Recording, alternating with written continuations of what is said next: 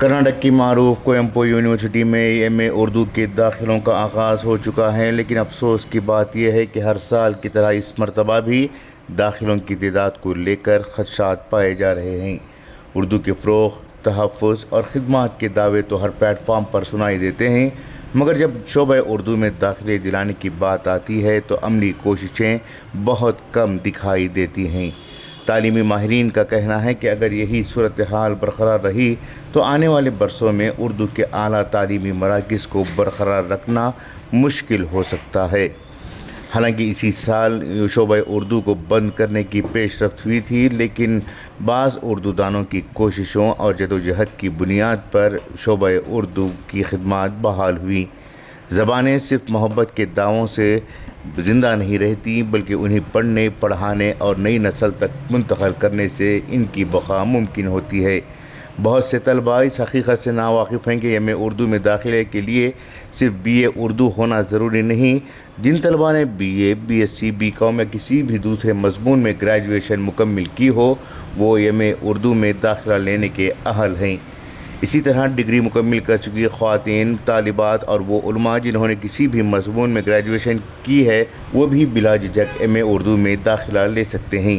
یہ موقع نہ صرف ان کی تعلیمی ترقی کا ذریعہ بن سکتا ہے، بلکہ اردو زبان کے تحفظ میں بھی اہم کردار ادا کر سکتا ہے۔ اردو صرف اظہار کا ذریعہ نہیں، بلکہ ہماری تہذیب، ثقافت، شناخت، تاریخ اور مادری زبان ہے۔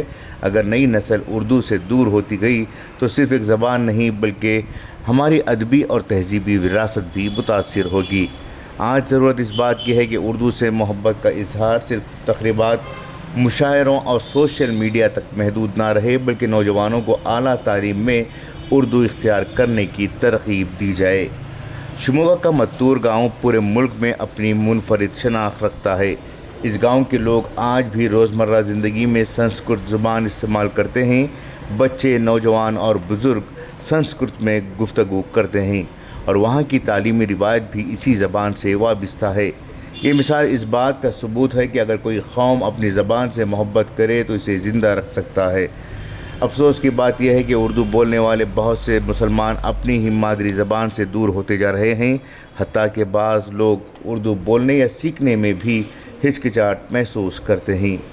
صرف یونیورسٹی یا شعبہ اردو کی ذمہ داری نہیں کہ وہ داخلے بڑھائیں، بلکہ اس مقصد کے لیے اردو تنظیمیں، سماجی ادارے، تعلیمی انجمن، فلاحی ادارے، کالج، مدارس اور سماجی کارکنوں کو بھی آگے آنا ہوگا۔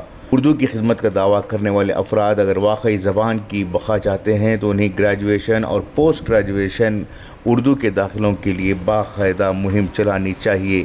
طلباء اور والدین سے ملاقاتیں کی جائیں، رہنمائی پروگرام منعقد کیے جائیں اور زیادہ سے زیادہ نوجوانوں کو داخلہ لینے کی ترغیب دی جائے۔ علماء کرام، ائمہ مساجد اور مساجد کی انتظامیہ بھی اس سلسلے میں اہم کردار ادا کر سکتے ہیں۔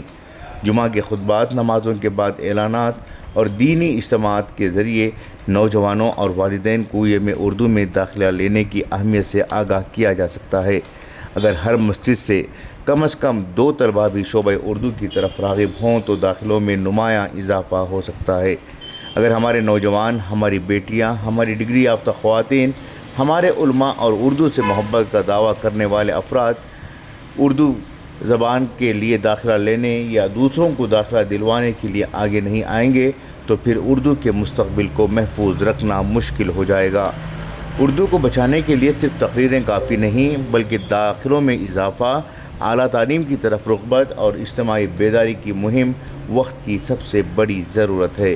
اگر آج ہم نے اس سمت میں سنجیدگی سے قدم نہ اٹھایا تو آنے والی نسلیں ہم سے سوال ضرور کریں گی کہ جب اردو کو ہماری ضرورت تھی تو ہم کہاں تھے۔ غور طلب بات ہے کہ اس یونیورسٹی میں داخلہ لینے کے لیے صرف شموگا ضلع کے طلباء ہی اہل نہیں، بلکہ پڑوسی اضلاع اور دیگر علاقوں کے طلباء بھی داخلہ لے سکتے ہیں۔ بیورو رپورٹ، انقلاب نیوز، شموگا۔